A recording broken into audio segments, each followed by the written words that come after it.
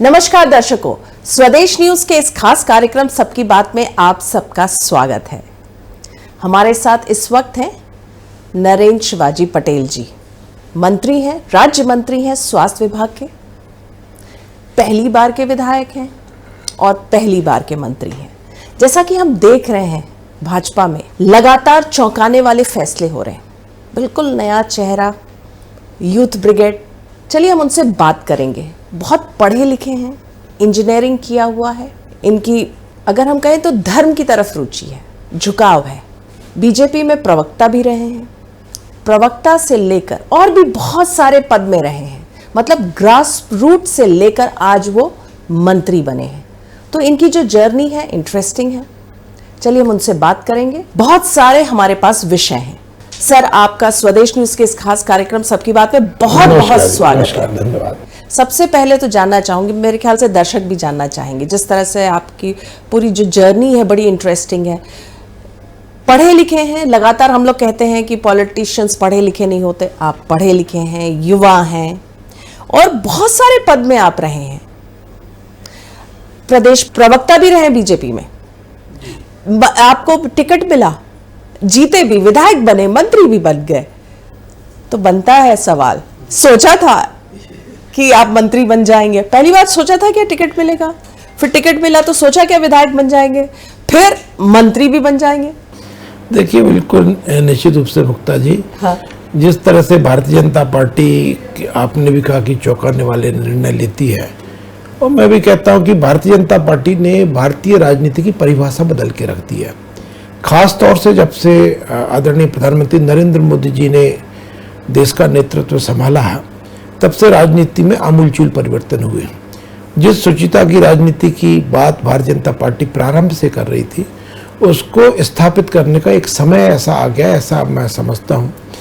अब जहाँ तक मेरा व्यक्तिगत प्रश्न है, तो निश्चित रूप से ये एक बहुत, जिसे कह सकते हैं, लघु अवधि में ये जो सारा घटनाक्रम आपने बताया, बड़ी लघु अवधि में हो गया, बहुत छोटे से पीरियड में हो गया कि 25 सितंबर पंडित दीनदयाल उपाध्याय जी की जयंती थी, उस दिन मेरा टिकट घोषित हुआ था। और 25 दिसंबर जब अटल बिहारी वाजपेयी जी की जयंती थी, उस दिन मेरे को राजमंत्री की शपथ दिला दी गई। केवल 3 महीने की, बिल्कुल जिसको कह सकते हैं परफेक्ट 3 महीने की अवधि, एक क्वार्टर में। हाँ, बिल्कुल एक क्वार्टर में, बिल्कुल पंडित दीनदयाल उपाध्याय की जयंती से लेकर अटल बिहारी वाजपेयी जी की जयंती के बीच में 3 महीने के अंदर एक साधारण कार्यकर्ता को राजमंत्री के पद पर भारतीय जनता पार्टी ने पहुंचा दिया। तो ऐसा केवल और केवल भारतीय जनता पार्टी में संभव है। लेकिन इसके पीछे मैं आपको ये भी बताना चाहता हूं कि ये केवल एक छोटे से पीरियड में ये घटनाक्रम अवश्य हुआ है, परंतु इसके पीछे एक बहुत लंबी त्याग, तपस्या और जो हमारी पार्टी का बलिदान का, पार्टी की जो परंपरा है। लोग पूछते हैं कि कई बार कांग्रेस के लोग, आपकी पार्टी ने कौन को बलिदान दिया? तो भैया, इस भारतीय राजनीति में यदि सबसे पहला यदि किसी का बलिदान हुआ था तो डॉक्टर श्यामा प्रसाद मुखर्जी का बलिदान हुआ था कश्मीर में। बाद में पंडित दीनदयाल उपाध्याय जी की भी हत्या भी जिन संदिग्ध परिस्थितियों में हुई है, वो भी बलिदान ही है, इस श्रेणी में आता। तो मैं ये कहना चाहता हूँ कि एक तो उसके पीछे हमारी पार्टी के पूर्वजों की साधना है। दूसरा, मैं भी एक बाल्यकाल से एक स्वयंसेवक के रूप में काम करना प्रारंभ किया सार्वजनिक रूप में। चूंकि मेरे पिताजी भी राजनीति में थे, इसलिए स्वाभाविक रूप से राजनीति से जुड़ गया। और मैंने 16 साल की उम्र में पोलिंग बूथ एजेंट का काम करना प्रारंभ किया था। तब वोट डालने की उम्र भी 21 साल थी और मैं 16 साल की उम्र में पोलिंग बूथ एजेंट बन गया था। तो वहाँ से जब प्रारंभ हुआ तो फिर युवा मोर्चा के मंडल में पदाधिकारी बना, जिले में पदाधिकारी बना, प्रदेश मंत्री रहा लंबे समय तक। बाद में मेरे को भारतीय जनता पार्टी ने युवा मोर्चा में राष्ट्रीय मंत्री का दायित्व दिया। माफ कीजिए, धर्मेंद्र प्रधान जी जब राष्ट्रीय अध्यक्ष होते थे, उनके साथ में मुझे राष्ट्रीय मंत्री के रूप में युवा मोर्चा में काम करने का अवसर मिला। तो ऐसा केवल और केवल भारतीय जनता पार्टी में संभव है कि जिस कार्यकर्ता ने पोलिंग बूथ एजेंट से काम करना शुरू किया था, मैंने 1984-85 में, और लगभग 30 साल तक मैं युवा मोर्चा में काम करते रहा। तो मेरे को राष्ट्रीय मंत्री तक भी पहुंचने की यात्रा 30 साल में लगा कि पोलिंग बूथ से राष्ट्रीय मंत्री तक में पहुंचा, क्रमशः पहुंचा, चरणबद्ध तरीके से पार्टी ने मेरे को दायित्व सौंपे। तो ये केवल और केवल भारतीय जनता पार्टी के अंदर हो सकता है।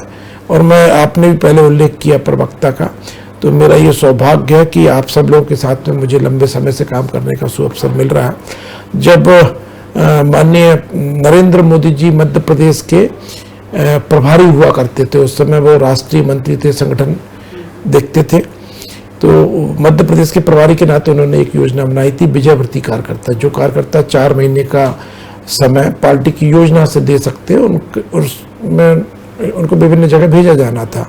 उसमें मैंने भी समय दिया था। तो उन कार्यकर्ताओं में मैं सौभाग्यशाली साबित हुआ कि मुझे विभिन्न जगह दायित्व देने के बाद में प्रदेश के मीडिया सेंटर से जोड़ दिया गया। तो मान के चले कि उस प्रदेश मीडिया सेंटर से जो मेरा जुड़ाव हुआ, ये बात है लगभग 1998 की बात है। उस समय से लगभग 2023 जब तक मुझे टिकट नहीं दे दिया गया, तब तक मीडिया सेंटर के माध्यम से आप लोगों से लगातार आपकी पार्टी की और आप लोगों की सेवा करने का अवसर मुझे मिला। अब पार्टी ने ये दायित्व दिया है, तो आदरणीय प्रधानमंत्री जी कहते हैं कि परिश्रम की पराकाष्ठा करके हमको जनता की सेवा करना है। तो मैं भी मोदी जी के निर्देशों, आदेशों के और उनके पद चिन्हों पर चलने का भरपूर प्रयास कर रहा हूँ। जी, कैसा लग रहा है? मंत्री बन गए हैं डॉक्टर मोहन यादव भी, वो भी एक चौंकाने वाला फैसला था, उनके साथ काम करना कैसा एक्सपीरियंस है?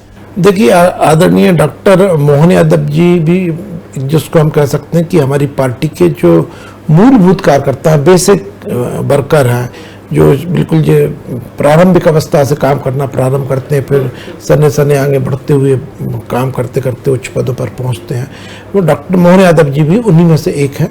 उन्होंने राष्ट्रीय स्वयंसेवक संघ में काम किया, विद्यार्थी परिषद में काम किया, फिर युवा मोर्चा में काम किया, फिर भारतीय जनता पार्टी में काम किया, और आज वो मंत्री के रूप में भी पहले काम कर चुके थे, लगातार मंत्री रहे, और आज मुख्यमंत्री के रूप में प्रदेश की सेवा कर रहे हैं। तो निश्चित रूप से जिस तरह का पीढ़ी परिवर्तन भारतीय जनता पार्टी ने किया है, तो मैं समझता हूँ कि ये प्रदेश के लिए भी जो आवश्यक रहता है कि पीढ़ी परिवर्तन होते जाए, संगठन के लिए भी आवश्यक होता है, क्योंकि जीवंत संगठन की एक ही विशेषता रहती है कि जैसे हम परिवार की परंपरा रहती है, परिवार में जब पीढ़ी का परिवर्तन होता है तो निश्चित रूप से बुजुर्गों की और बच्चों की देखभाल की जिम्मेदारी मध्यम पीढ़ी पे होती है। तो ऐसे जो जीवंत संगठन होता है वो भी परिवार भाव से, कि जो हमारी वरिष्ठ नेताओं की पीढ़ी है वो बड़े काम देखते हैं, जो नीचे की श्रेणी है वो अभी हम और काम करने के लिए मध्यम पीढ़ी में आते हैं। और मैं समझता हूँ ये जो मध्यम पीढ़ी को मध्य प्रदेश के अंदर मौका हमारे राष्ट्रीय नेतृत्व ने दिया है, वो जिस तरह के परिणाम आ रहे हैं, जिस तरह का काम हो रहा है, उससे निश्चित रूप से आपको भी दिख रहा है, पूरी प्रदेश की जनता को भी मैं समझता हूँ कि खुशहाली और समृद्धि की ओर लेके हम मध्य प्रदेश को चल रहा है माननीय मोहन यादव जी के नेतृत्व। लेकिन कहा यह जा रहा है कि रिमोट कंट्रोल की सरकार है, सब कुछ दिल्ली से तय हो रहा है। ना देखिए, भारतीय जनता पार्टी का रिमोट कंट्रोल तो यदि किसी के पास है तो भारत की जनता के पास में है। हम लोकतंत्र में रहते हैं, और लोकतंत्र में यदि कंट्रोल किसी के पास में है तो जनता के पास में है। अब भारतवर्ष की जनता का भरपूर आशीर्वाद भारतीय जनता पार्टी को मिलता है, और हम तो सौभाग्यशाली हैं कि हमारा नेतृत्व आदरणीय प्रधानमंत्री नरेंद्र मोदी जी जैसे, जिसको हम कह सकते हैं कि भारतीय राजनीति के अद्भुत भूतो न भविष्यति जैसा उदाहरण आदरणीय प्रधानमंत्री नरेंद्र मोदी जी के रूप में हमको देखने मिल रहा है। हमारा जितना राष्ट्रीय नेतृत्व इस समय काम कर रहा है, ये भारतीय राजनीति में ऐसे महापुरुषों की टोली मिलना, मैं समझता हूँ कि भारतीय जनता पार्टी का तो सौभाग्य है ही, साथ साथ में हम जैसे कार्यकर्ताओं को भी उनके नेतृत्व में काम करने का मौका मिल रहा है। तो इसको केवल इसी दृष्टि से देखना चाहिए। और भारतीय जनता पार्टी बहुत, जिसको हम कह सकते हैं कि कोई भी निर्णय हो, देखिए अभी हमारे जितने भी फैसले होते हैं उसमें कार्यकर्ताओं की भी जो राय होती है वो बहुत महत्वपूर्ण होती है। और कोई भी निर्णय भले हमारा केंद्रीय नेतृत्व लेता है, हमारा पार्लियामेंट्री बोर्ड बना हुआ उसके लिए पार्लियामेंट्री बोर्ड लेता है, लेकिन हर निर्णय में हमारे कार्यकर्ताओं की राय बहुत महत्व रखती है। ये स्वाभाविक प्रक्रिया के तहत हमारे यहाँ निर्णय होते हैं। आपको कितना चौंकाने वाला लगा था फैसला जब आपको मंत्री पद की शपथ के लिए आपको बुलाया गया? क्या उस समय क्या फीलिंग आई? अब देखिए, उस फीलिंग को तो व्यक्त कर पाना बहुत मुश्किल है। हाँ। क्योंकि जब सार्वजनिक जीवन में लगभग 40 साल तक काम करने का और संगठन में दीर्घ अवधि तक काम करने का मेरे को अवसर पार्टी ने दिया, उसके बाद में पार्टी ने यदि मुझे टिकट दिया और क्षेत्र में भेजा, तो मेरे मन के अंदर एक ही भाव था कि पार्टी ने जो भरोसा मुझ पे किया है उस भरोसे से फिर खरा उतरने के लिए मैंने, जिससे मैं कह सकता हूं कि मैंने अपने संपूर्ण सामर्थ्य लगाकर चुनाव को जीतने के लिए अपना संपूर्ण सामर्थ्य लगाया, जितना भी मैं कर सकता था। और मुझे उदयपुरा की जनता जनार्दन ने जो आशीर्वाद दिया उसके लिए उनके प्रति बहुत हृदय की गहराइयों से आभार व्यक्त करता हूँ, बल्कि मैं उनके लिए ऋणी हूँ। और मैं तो बार बार एक बात कहता हूँ कि उदयपुरा की जनता का जो कर्ज मुझ पर है, 5 साल जब परिश्रम की पराकाष्ठा करूँगा तब जाके उनका कर्ज उतार पाऊँगा। और जब मंत्री पद की बात है तो निश्चित रूप से मैं कह सकता हूँ कि जिस तरह के निर्णय भारतीय जनता पार्टी का नेतृत्व लगातार कर रहा है, जिसका उल्लेख आपने भी किया, तो उस समय ऐसा मान के चले कि चौंकाने जैसा तो मैं उसको निर्णय नहीं कह सकता, लेकिन हाँ ये जरूर कह सकता हूँ कि एक परमानंद जैसा विषय जरूर था कि जब सुखद आश्चर्य जिसको कह सकता हूँ कि जब माननीय मुख्यमंत्री जी डॉक्टर मोहन यादव जी का फोन आया कि आपको 3 बजे शपथ लेना। ये कितने बजे आया था फोन आपके पास? ये लगभग प्रातः काल की बात है, सुबह आया था, मैं उसी दिन आया था। और जब उन्होंने आदेश दिया कि आपको राजभवन पहुंचना है और मंत्री की शपथ लेना है, तो मैं समझता हूं कि वो एक सुखद आश्चर्य था। और मुझे ऐसा लगा कि जिस काम को लेके हम लगातार प्रयास कर रहे हैं, जिस प्रयास को हमारी पार्टी कर रही है, जनता जनार्दन की सेवा करने के लिए, भारत माता को परम वैभव पर ले जाने के लिए, तो संगठन के रूप में तो मेरे को पार्टी ने संगठन के कार्यकर्ता के रूप में कई अवसर ऐसे प्रदान किए जिसमें मैं अपनी ऊर्जा को उपयोग कर पाया। और अब मुझे उस समय ऐसा लगा कि अब एक ऐसा अवसर पार्टी ने मुझे दिया है कि निश्चित रूप से कि जो हम कई बार सोचते थे कि यार सत्ता के लोगों को ऐसा करना चाहिए, और सत्ता में जब बैठते हैं लोगों को ऐसे प्रयास करना चाहिए, ये सुधार करना चाहिए, ये काम की गति ऐसे होनी चाहिए, ये प्रक्रिया होना चाहिए, जब हम स्वयं उसमें शामिल हो गए तो मैं समझता हूँ कि जिम्मेदारी का एहसास थोड़ा सा और बढ़ गया। और जो मैं परिश्रम की पराकाष्ठा चुनाव के जीतने में भी, मैंने चुनाव प्रचार में भी परिश्रम की पराकाष्ठा की थी। मतलब मेरी कॉन्स्टिट्यूंसी में पहला ऐसा प्रत्याशी विधानसभा का प्रत्याशी था, और मैं तो बल्कि दावा कर सकता हूं कि मध्य प्रदेश के अंदर भी ऐसे बिरले प्रत्याशी होंगे जो इतने घरों में वोट मांगने गए होंगे। मैं प्रतिदिन 10 घरों में 10 गांव में घर घर जाके वोट मांग के आया था, माता बहनों से बुजुर्गों से मिल के आया था।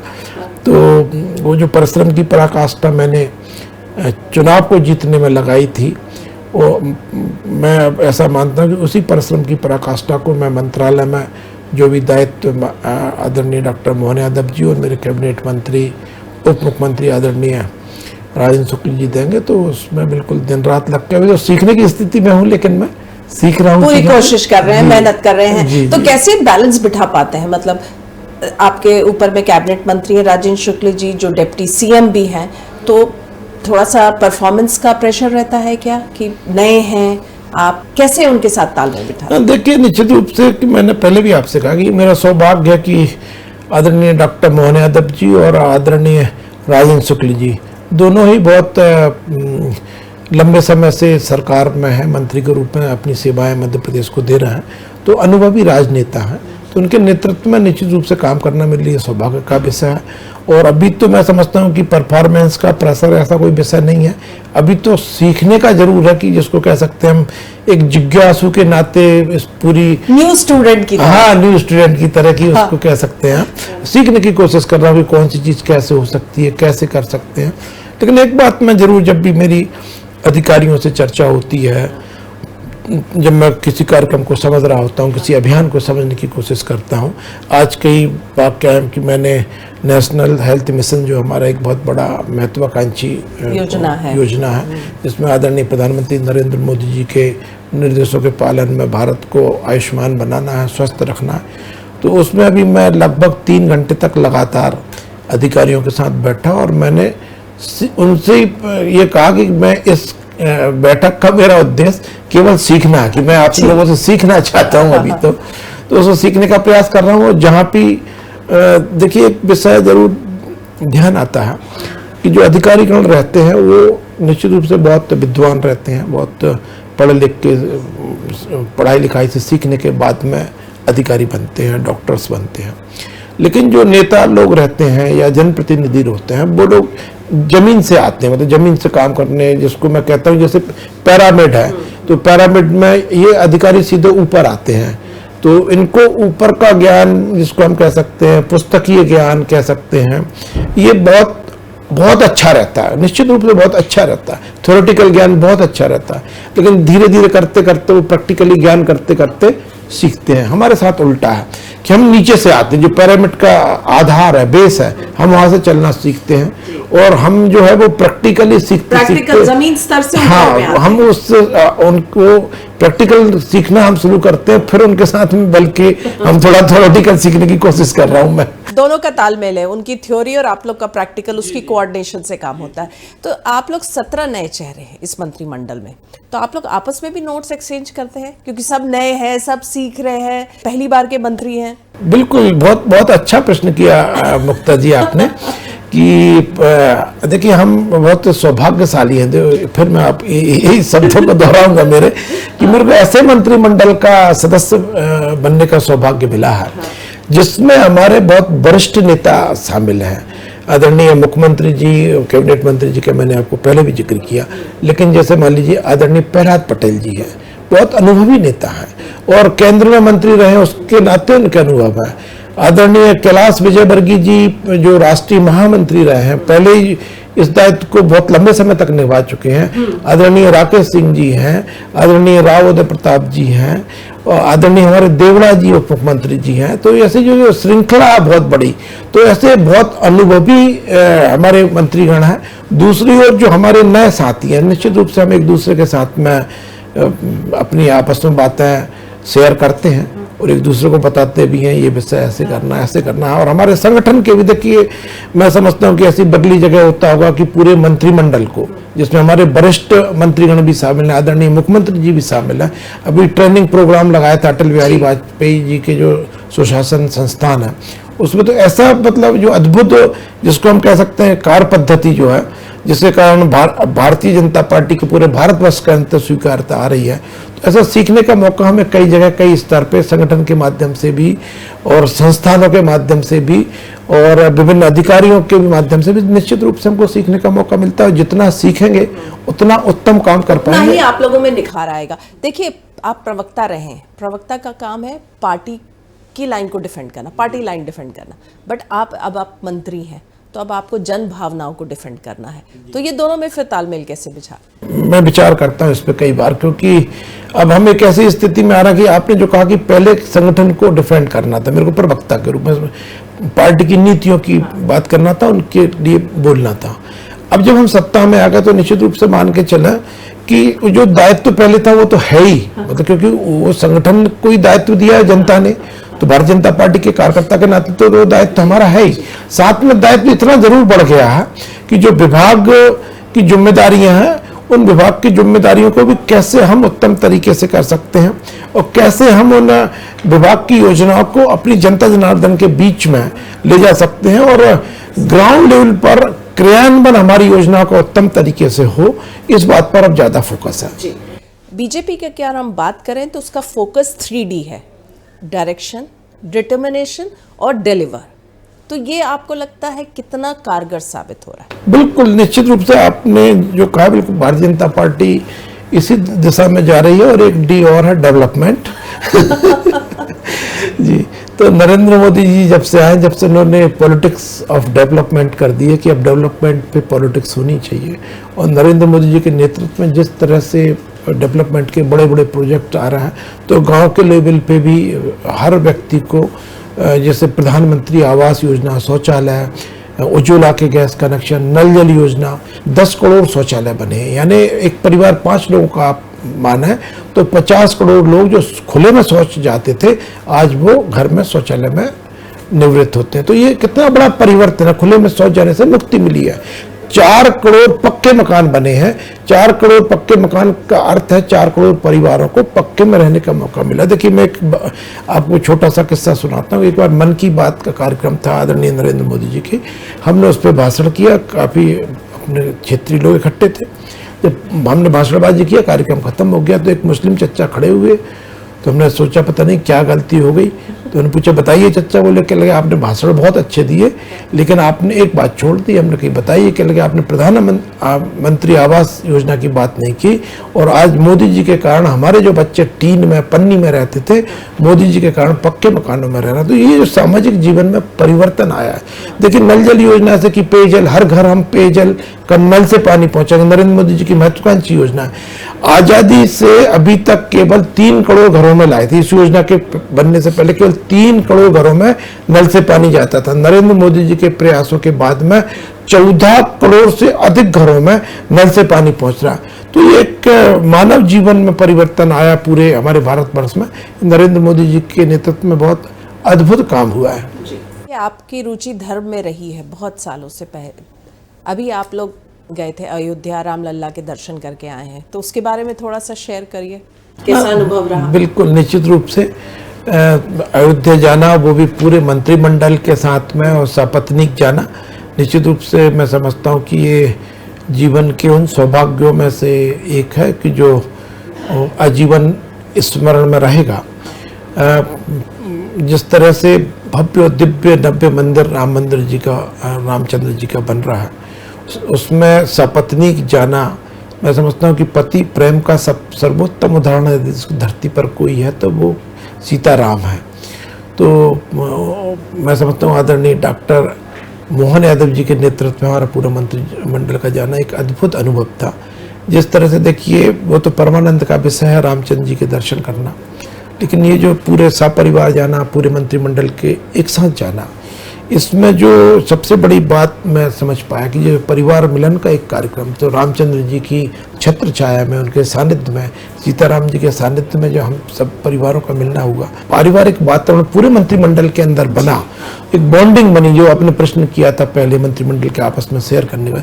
मैं समझता हूँ ये जो पारिवारिक बॉन्डिंग है ये एक अद्भुत है, और इससे मैं समझता हूँ कि मध्य प्रदेश की जनता जनार्दन के लिए भी सुख समृद्धि ईश्वर की प्रार्थना हम सब लोगों ने मिलके रामचंद्र जी से की है। तो मैं समझता हूँ रामचंद्र जी कृपा करेंगे हम सब पे भी। इन दिनों राहुल गांधी जी की यात्रा जो है, न्याय यात्रा मध्य प्रदेश में है, कैसे देख रहे हैं इसको? देखिए, तो ये तो एक मेरे को याद आ जाती है, जहाँ जहाँ पड़े पैर राहुल जी के वहाँ बंटाधार है। जहाँ जहाँ राहुल गांधी जी जा रहे हैं वहाँ के लोग कांग्रेस छोड़ छोड़ के भारतीय जनता पार्टी की ओर आकर्षित हो रहे हैं। तो ये भी बड़ी परेशानी है। आपको नहीं लगता कि सब कांग्रेस वाले, अगर कांग्रेस के नेता बीजेपी में आ जाएंगे तो फिर बीजेपी कांग्रेस ही हो जाएगी? ना, देखिए, हम तो इस बात को ऐसे देखते हैं कि हम सौभाग्यशाली कार्यकर्ता हैं कि हमको बचपन से इस विचारधारा के साथ जुड़ने का मौका मिल गया। लेकिन जो किसी अन्य कारणों से, कई पारिवारिक कारणों से या किसी अन्य कारणों से, देखिए कांग्रेस एक समय में थी, लेकिन अब वो कांग्रेस बची नहीं। मूल कांग्रेस कहाँ बची? आज की जो कांग्रेस है उसको तो श्रीमती सोनिया गांधी जी के परिवार के अतिरिक्त और कोई नेतृत्व है नहीं, केवल एक परिवार की पार्टी बन के रह गई है। तो मैं समझता हूँ कि अब ये कांग्रेस में जो पुराने लोग हैं वो रहना नहीं चाहते, और यदि वो भारतीय जनता पार्टी के साथ आना चाहते हैं, निश्चित रूप से जो अच्छी राजनीति करना चाहते हैं, जो समाज की सेवा के लिए राजनीति करना चाहते हैं, उन सबका स्वागत है। उसमें कोई, मैं नहीं समझता कि कोई दिक्कत है। जितना बड़ा परिवार होगा उसको संभाल रखने में भारतीय जनता, आप लोग संभाल लेंगे। और नकुल नाथ जी भी आ रहे हैं बीजेपी में, ताकि आप लोग छिंदवाड़ा जीते। छिंदवाड़ा की सीट तो हम जीत ही रहे हैं, पक्का विश्वास मानिए। इस बार भारतीय जनता पार्टी मध्य प्रदेश के अंदर 29 की 29 सीट। कमलनाथ जी कह रहे हैं कि 12 सीट आ जाएगी इस बार कांग्रेस की। नहीं, मुंगेरी लाल के सपने देखने के लिए कौन किसको रोक सकता है। तो कमलनाथ जी सपने देखते रहे, ऐसे ही सपने वो अभी विगत विधानसभा चुनावों में भी देख रहे थे, बार बार कह रहे थे कि उनका बहुमत आने वाला है, और उनके पास 2 अंकों में विधानसभा में सीटें बची हैं। और मैं समझता हूं कि जिस तरह की स्थिति उनकी अन्य राज्यों में हुई है, वही स्थिति देखने को हमको लोकसभा चुनाव में मिलेगी। कांग्रेस कहीं भी नहीं दिखने वाली। अभी जिस तरह से बीजेपी में जो परिवर्तन हुआ है, चुनाव के समय आपकी पार्टी को लीड कर रहे थे पूर्व मुख्यमंत्री शिवराज सिंह चौहान, लंबे अरसे तक यहाँ पे रहे मुख्यमंत्री। एकाएक उनको दरकिनार करके एक युवा चेहरा ले आए। पूरा का पूरा जो एक परिवर्तन हुआ है, उसको कैसे देख रहे हैं? इसको भी बहुत लोग कहते हैं, कांग्रेस आरोप लगाती है कि ऐसे थोड़ी होता है, जीतते आप किसी और के योजनाओं पे हैं, एक व्यक्ति जिसने 18 साल लीड किया आप उसको साइडलाइन कर देते। तो बीजेपी में ये जो टेंडेंसी है, जैसे उमा भारती को साइडलाइन कर दिया, इनको कर दिया, मैं मध्य प्रदेश की बात करूं, बट अगर पूरे देश में देखें तो ऐसे कई और उदाहरण हैं। हाँ, देखिए, इसका तो मैंने पहले भी आपसे उल्लेख किया था कि भारतीय जनता पार्टी में पीढ़ी परिवर्तन होना स्वाभाविक है, क्योंकि हम एक जीवंत संगठन है और जीवंत संगठन में पीढ़ी परिवर्तन होना स्वाभाविक है। दूसरी ओर ये बात कहते ना कि किसी को दरकिनार कर देना, ऐसा भारतीय जनता पार्टी में कोई परिपाटी नहीं है। लेकिन शिवराज जी का दर्द मैं आ रहा हूँ, उनके बेटे कार्तिकेय ने भी कहा था। मैं उसी विषय पे आपके पास में आ रहा हूँ कि भारतीय जनता पार्टी में स्वाभाविक रूप से पीढ़ी परिवर्तन हुआ, और जब पीढ़ी परिवर्तन के नाते जब तक मान लीजिए आदरणीय शिवराज सिंह जी चौहान मध्य प्रदेश का सरकार का नेतृत्व कर रहे थे, उन्होंने बहुत अच्छा काम मध्य प्रदेश में किया। लेकिन जब हमारे संगठन को लगा कि ये ऐसा उपयुक्त समय है जब हम नई पीढ़ी को स्थापित कर सकते हैं, नई पीढ़ी को हम स्थापित करेंगे, तो निश्चित रूप से अब हम और 20 साल अब ऐसा नेतृत्व पैदा किया जो और अगले 20 साल चलेगा। तो निश्चित रूप से अब हम लोग चल रहे हैं, जब तक हम चलेंगे नहीं तो निश्चित रूप से हमारी नई पीढ़ी तभी तैयार है, हमारा युवा मोर्चा तैयार है, हमारी विद्यार्थी परिषद के कार्यकर्ता तैयार है, हमारे स्वयंसेवक नीचे अभी काम करना सीख रहे हैं। तो हमारे यहाँ तो ये मान के चले कि जैसे जिसको पीढ़ी दर पीढ़ी सीखते हुए चले जा रहा है, चल रहा है, तो निश्चित रूप से ये तो मान के चलना परिवर्तन स्वाभाविक है। और देखिए, अभी तो लोकसभा चुनाव के जो उसमें शिवराज सिंह जी चौहान को टिकट दिया ही है विदिशा से, जो उनका पारंपरिक लोकसभा क्षेत्र लंबे समय तक रहा है। तो निश्चित रूप से ये तो एक परंपरा भारतीय जनता पार्टी के अंदर है। चलिए, लोकसभा में क्या देख रहे हैं, क्या मुद्दे रहेंगे? राम मंदिर भी मुद्दा रहेगा मेन? देखिए, मैं ऐसा समझता हूँ कि लोकसभा में तो सिर्फ एक ही मुद्दा है, वो मुद्दा है मोदी जी, मोदी जी, मोदी जी। केवल मोदी जी के ही जो विजन है, मोदी जी के जो काम है, मोदी जी ने जो करके दिखलाया है, और मोदी जी जो कर सकते हैं, जिसके पूरे भारतवर्ष उन पे विश्वास कर रहा है, भरोसा कर रहा है, तो निश्चित रूप से मोदी जी के नाम पे और मोदी जी के काम पे हम 400 सीटें पार करने वाले हैं, और 370 सीटें भारतीय जनता पार्टी अधिक जीतने वाली 370 सीटों से, ये पूरा हमारा विश्वास है। आपने स्वदेश न्यूज़ को अपना टाइम दिया, हमारे कार्यक्रम को टाइम दिया, आपका बहुत बहुत धन्यवाद। धन्यवाद, आपका भी बहुत बहुत धन्यवाद। तो दर्शकों, आज हमने बात की थी, फर्स्ट टाइम के एमएलए हैं, फर्स्ट टाइम के मिनिस्टर हैं, पर बीजेपी में एक लंबा इनका अनुभव रहा है, बहुत सारे पदों पे रहे हैं। जैसा इन्होंने बताया कि 16 साल की उम्र में ये पहले पोलिंग एजेंट बने, वहाँ से धीरे धीरे करते हुए वो प्रवक्ता बने, उसके बाद इस मुकाम पे पहुँचे हैं। और वो उनका ये कहना है कि बस परिश्रम परिश्रम और परिश्रम के कारण आज वो यहाँ तक पहुँचे हैं। इस बार के एपिसोड में बस इतना ही। अगले हफ्ते में एक बार फिर से मुलाकात करेंगे एक नए मेहमान के साथ। तब तक के लिए दीजिए हमें आज्ञा। नमस्कार।